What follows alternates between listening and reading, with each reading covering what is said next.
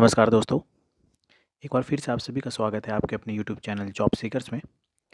तो आज के इस वीडियो में हम लोग बात करने वाले हैं union public service commission UPSC civil service examination 2024 का जो नोटिफिकेशन आउट हुआ है उसके बारे में। तो इस वीडियो में हम पूरी डिटेल में eligibility criteria, exam pattern, exam syllabus, number of post, education qualification और जो भी इम्पोर्टेंट इन्फॉर्मेशन इस नोटिफिकेशन में है वो सारे इन्फॉर्मेशन को एक ही वीडियो में पूरी डिटेल में इस नोटिफिकेशन में जो है जानने की कोशिश करेंगे। तो अगर आपको ये वीडियो पसंद आए तो प्लीज़ हमारे वीडियो को लाइक कीजिएगा और जो भी इस फॉर्म को भरने के लिए एलिजिबल होंगे उनके साथ इस वीडियो को शेयर भी कीजिएगा। अगर आपको हमारा कंटेंट पसंद आए तो हमारे चैनल को सब्सक्राइब भी कर दीजिएगा। तो आपका ज़्यादा समय ना गवाते हुए चलिए इस वीडियो को स्टार्ट करते हैं। नोटिफिकेशन रिलीज़ होने का जो डेट है वो 14 फरवरी 2024 को है और जो लास्ट डेट है फॉर्म फिलअप करने का वो 5 मार्च 2024 तक का जो है वो लास्ट डेट दिया गया है। फॉर्म करेक्शन करने के लिए भी 6 मार्च से जो है आपका वो विंडो ओपन हो जाएगा। अगर आपने किसी भी तरह से कोई गलती एग्जामिनेशन फॉर्म को भरने में अगर की होगी तो 6 मार्च के बाद से जो है आप अपने फॉर्म में सुधार कर सकते हैं। तो ये नोटिफिकेशन जो है आप जो है डायरेक्टली ऑनलाइन अप्लाई कर सकते हैं। उसके लिए अगर आपको वन टाइम रजिस्ट्रेशन जो है करना पड़ेगा। अगर आपने वन टाइम रजिस्ट्रेशन नहीं किया है तो आप यहाँ पे देखो न्यू रजिस्ट्रेशन पे क्लिक करके आप वन टाइम रजिस्ट्रेशन जो है आप यहाँ पे कर सकते हैं, जिससे आपका वन टाइम रजिस्ट्रेशन आईडी जो है वो आपका बन जाएगा। लेकिन ध्यान रखिएगा वन टाइम रजिस्ट्रेशन करने समय आप जो है सारी इन्फॉर्मेशन को अच्छे से क्लियरली देख करके भरिएगा, क्योंकि अगर कुछ मिस्टेक हो जाता है तो उसके बाद आपको सिर्फ एक बार ही टाइम मिलेगा पूरे लाइफ टाइम में अपने OTR का जो भी इन्फॉर्मेशन है करेक्ट करने के लिए। आपको सेकंड ऑप्शन नहीं दिया जाता है OTR के ऑप्शन को करेक्ट करने के लिए। तो बहुत ही ध्यान से आप अपने वन टाइम रजिस्ट्रेशन को जो है फिलअप कीजिएगा और उसमें रजिस्ट्रेशन कीजिएगा। वन टाइम रजिस्ट्रेशन करने के बाद आपको OTR वाले जो भी आपने ईमेल आईडी या फ़ोन नंबर है डायरेक्टली आप OTR आईडी से भी यहाँ पे लॉगिन कर सकते हैं और उसके बाद अपना जो है ये CAC का जो फॉर्म है उसको आप फिलअप कर सकते हैं। फॉर्म फिलअप करने में एक बात का ध्यान यहाँ पे ये भी रखना है, आप जो भी फ़ोटो अपना अपलोड कर रहे हो वो फ़ोटो 10 दिन से ज़्यादा पुराना नहीं होना चाहिए और उस फ़ोटो में आपका नाम और डेट जब आपने उस फ़ोटो को क्लिक करवाया है अपलोड करते समय वो दोनों जो है आप दोनों मेंशन होना चाहिए, तभी आपका जो फॉर्म है एलिजिबल माना जाएगा, नहीं तो उसको डिस्क्वालीफाई कर दिया जाएगा। जो फेस है वो आपका 3/4 स्पेस रहना चाहिए फ़ोटोग्राफ में, मतलब आप जो है वो नीचे में अपना नाम और डेट ऑफ फोटोग्राफ मेंशन कर सकते हो और बाकी जगह पे जो आपका फेस है शोल्डर तक वो क्लियरली विजिबल होना चाहिए। यहाँ पे एक चीज़ देखिए क्लियरली मेंशन किया गया है कि अगर आपने फ़ोटो जो भी फ़ोटो अपलोड आपने किया है वही फ़ोटो को आपको तीनों टाइम मतलब प्रिलिमिनरी एग्जामिनेशंस, मेंस एग्जामिनेशन और इंटरव्यू के टाइम तीनों ही टर्म में आपको सेम फ़ोटोग्राफ्स को यूज करना पड़ेगा और साथ ही साथ आपको सेम लुक भी जो आपका है वो रखना पड़ेगा। यानी कि अगर आपने फ़ोटो जो है बियर्ड के साथ आपने डाल रखा है फॉर्म में, तो आपको सेम बियर्ड सेम लुक के साथ ही आपको मेंस एग्जामिनेशन के लिए भी अप्लाई करना पड़ेगा और इंटरव्यू एग्जामिनेशन के लिए भी अप्लाई करना पड़ेगा। क्योंकि यहाँ पे देखो आप यहाँ पे जो पॉइंट नंबर डी है वहाँ पे क्लियरली मेंशन किया गया है कि if a candidate upload a bearded photograph he must appear with the same look in the preliminary, mains and the interview और द पर्सनालिटी टेस्ट। इस मतलब सेम लुक में ही आपने जिस तरह का फ़ोटो अपलोड किया आपको एग्जामिनेशन के तीनों फॉर्मेट के एग्जामिनेशन में आप सेम लुक जो है आपको रखना पड़ेगा।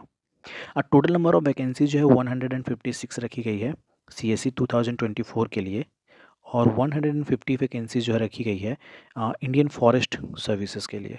आपको अगर पता हो तो इंडिया में 3 जो है ऑल इंडिया सर्विसेज है।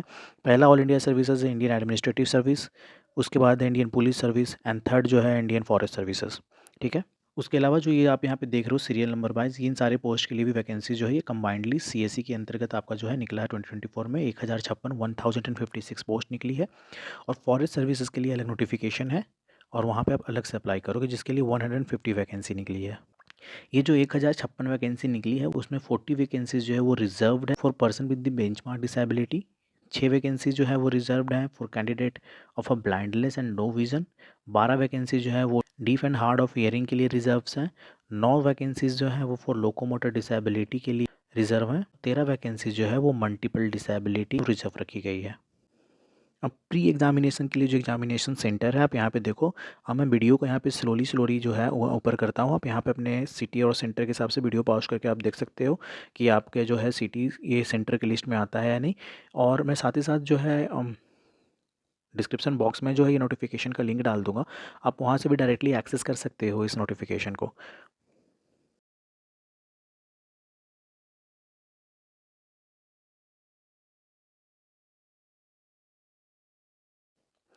उसी तरह से मेंस एग्जामिनेशन के लिए भी ये जो है सेंटर है, यहाँ पे आप देख सकते हो वीडियो को पॉज करके। एलिजिबिलिटी क्राइटेरिया की अगर बात किया जाए, एक तो आप सिटीजन ऑफ इंडिया होना चाहिए, ठीक है। उसके अलावा भी ये कैटेगरी के पर्सन जो है वो अप्लाई कर सकते हैं। साथ ही साथ आपका मिनिमम एजुकेशन क्वालिफिकेशन है वो ग्रेजुएशन होना चाहिए कंप्लीट, किसी भी फील्ड से, किसी भी फील्ड से आपका ग्रेजुएशन कंप्लीट होना चाहिए, मिनिमम एजुकेशन क्वालिफिकेशन है। एज लिमिट जो है आपका मिनिमम एज 21 ईयर्स होना चाहिए और maximum 32 year for the general candidate. और अपर एज लिमिट जो है अलग अलग कैटेगरी के हिसाब से अलग अलग है, चेंज है। जैसे कि आप maximum of 5 years if the candidate belong to the schedule caste and schedule tribes, ये आपका दिया गया है age relaxation. Maximum of 3 years का एज रिलैक्सेशन दिया गया है in the case of candidate belong to the other backward classes. And maximum 3 year का रिजर्वेशन दिया गया है डिफेंस सर्विस पर्सनल्स को। ये नोट 1 में ये चीज़ मेंशन किया गया है कि अगर आप अपेयरिंग हैं एग्जामिनेशन में, फाइनल ईयर में हैं अगर आप अपने यूनिवर्सिटी एग्जामिनेशन के लिए, तो भी आप जो है एलिजिबल हैं इस एग्जामिनेशन को, प्रिलिमिनरी एग्जामिनेशन को देने के लिए। अगर नंबर ऑफ़ अटैम्प्ट की बात की जाए तो जनरल्स के लिए जो है टोटल 6 अटैम्प्ट है यहाँ पे। SC ST के लिए जो है अनलिमिटेड अटैम्प्ट है। OBC के लिए 9 है और पर्सन विद बेंचमार्क डिसेबिलिटी के लिए 9 अटैम्प्ट है जनरल्स, EWS, OBC और के लिए, और अनलिमिटेड है SC ST के लिए इन the case of person with benchmark disability. Examination फ़ी की अगर बात की जाए, तो female candidate, SC ST candidate और पर्सन विद बेंचमार्क डिसेबिलिटी, इनके लिए कोई भी एग्जामिनेशन फॉर्म नहीं है। इनके अलावा किसी भी कैटेगरी से आप बिलोंग करते हैं, आपके लिए 100 रुपया जो एग्जामिनेशन फ़ी है वो रखा गया है।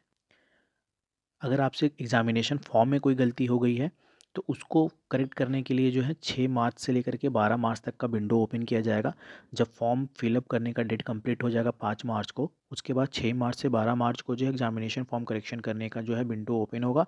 तब आप जो भी आपसे गलती हुई है एग्जामिनेशन फॉर्म को भरने के लिए, आप वहाँ पे जो है वेबसाइट पे जा कर के आप अपने फॉर्म को करेक्ट कर सकते हैं।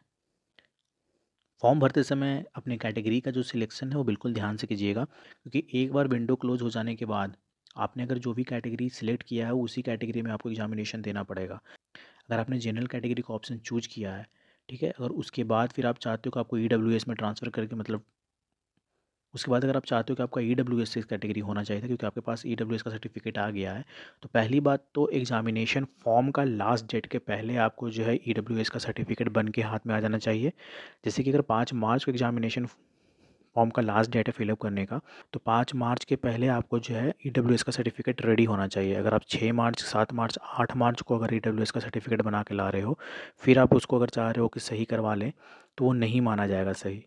5 मार्च के पहले अगर आपका EWS का सर्टिफिकेट रेडी है तो वो आप उसमें अपडेट कर सकते हैं। उसके अलावा ही जैसे किसी भी कैटेगरी से आपको दूसरे कैटेगरी में चेंज होने का मौका नहीं दिया जाएगा। आपने जिस कैटेगरी में फॉर्म फिल किया है उसी कैटेगरी में आपको एग्जामिनेशन देना पड़ेगा, उसी कैटेगरी के हिसाब कट ऑफ मार्क्स से आपका सिलेक्शन होगा अगर होना है तो। अब अगर बात करें एग्जामिनेशन पैटर्न की, तो एग्जामिनेशन जो है वो 3 पार्ट में होता है। फर्स्ट पार्ट में आपका होता है प्री, सेकेंड पार्ट में आपका होता है मेंस एग्जामिनेशन और थर्ड पार्ट में आपका होता है इंटरव्यू। प्रिलिमिनरी एग्जामिनेशन जो है आपका वो ऑब्जेक्टिव टाइप का क्वेश्चन होता है उसमें, ठीक है, जिसमें 4 ऑप्शन दिए जाते हैं। करेक्ट आंसर के लिए आपको 2 मार्क्स मिलता है और नेगेटिव आंसर के लिए 0.66 मार्क्स, मतलब 33% मार्क्स जो हैं वो नेगेटिव में जाते हैं, ठीक है। क्वेश्चन पेपर जो है प्रिलिमिनरी एग्जामिनेशन का वो 2 पार्ट में डिवाइड होता है। एक होता है आपका CSAT का पेपर, एक होता है GS का पेपर।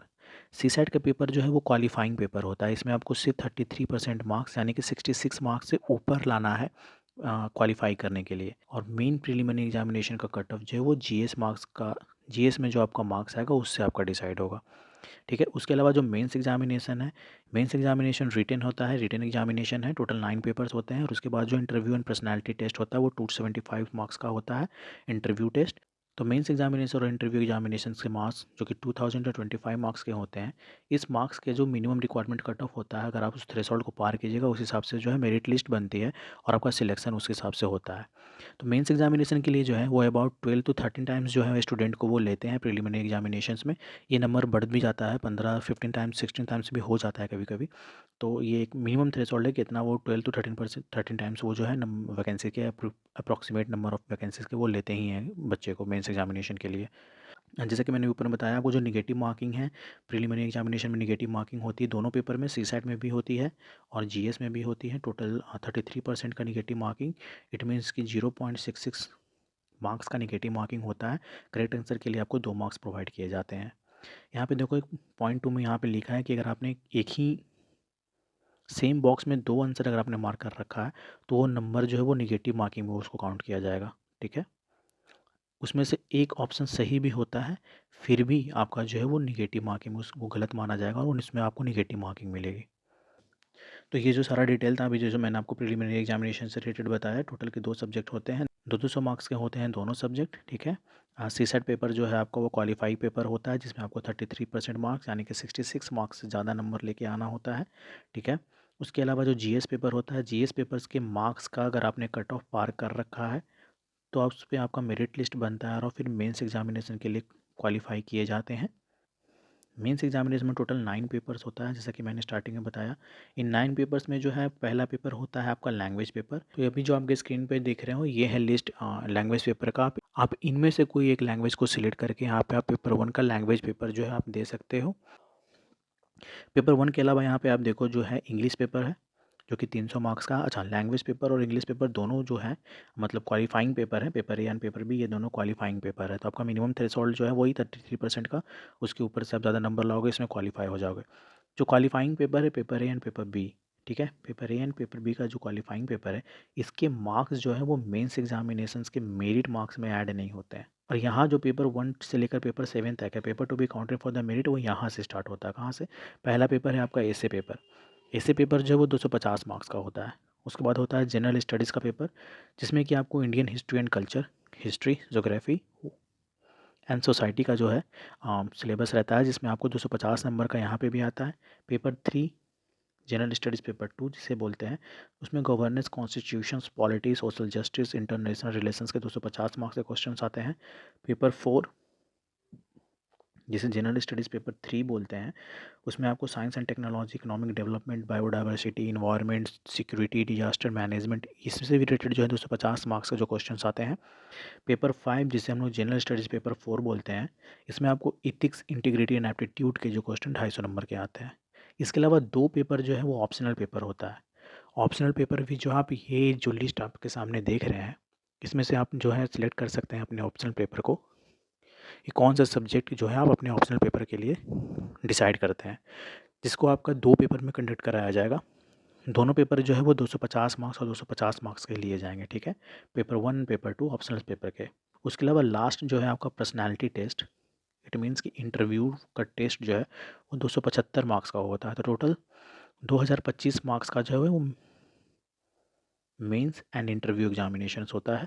और ये जो है मेंस और इंटरव्यू का मार्क्स मतलब पेपर 1 से लेकर पेपर 7 तक और इंटरव्यू का मार्क्स, ये इनका मार्क्स जो है ऐड होके मेरिट लिस्ट बनता है। और अगर आप मिनिमम थ्रेशोल्ड को पार कीजिएगा तो आपका जो है वो सिलेक्शन यूपीएससी में माना जाएगा। तो ये था detail notification UPSC civil service examination 2024 के नोटिफिकेशन का। तो इस वीडियो में हमने कवर किया एजुकेशन क्वालिफिकेशन क्या चाहिए, एलिजिबिलिटी क्राइटेरिया क्या है, आपका नंबर ऑफ पोस्ट कितने आए हैं, एग्ज़ाम पैटर्न क्या है, एग्ज़ाम में सिलेबस। हाँ, एग्ज़ाम का सिलेबस जो है मैंने डिस्कस नहीं किया है। अगर आपको एग्ज़ाम का सिलेबस, डिटेल सिलेबस चाहिए कि कौन से पेपर में कहाँ कहाँ से पूछ रहे हैं, और आपको बुक लिस्ट भी चाहिए और टेलीग्राम ग्रुप का लिंक भी चाहिए कि आप कौन से पेपर को, कौन से सब्जेक्ट को कहाँ से आप कंप्लीट कर सकते हैं ऑफलाइन, अगर आप सेल्फ स्टडी कर रहे हैं तो मैं सारी चीज़ों को, सिलेबस को भी और आपका जो सोर्स है उस चीज़ों को कहाँ से पढ़ने का जो सोर्स है वो सारे चीज़ मैं नेक्स्ट वीडियो में, अगर आप कमेंट करके बोलिएगा तो मैं एक अगला वीडियो बना दूंगा इससे रिलेटेड। तो ये था डिटेल नोटिफिकेशन CSE 2024 के लिए। आशा करते हैं आपको ये वीडियो पसंद आया होगा। अगर ये वीडियो पसंद आया है तो प्लीज़ इस वीडियो को लाइक कीजिए और जो भी एलिजिबल हैं इस फॉर्म को भरने के लिए उनके साथ वीडियो को शेयर भी कीजिए। अगर आपको हमारा कंटेंट पसंद आया है तो प्लीज़ हमारे चैनल को सब्सक्राइब कीजिए। आपका सब्सक्रिप्शन से हमें मोटिवेशन मिलती है। तो चलिए मिलते हैं किसी और वीडियो में। जय हिंद, वंदे मातरम।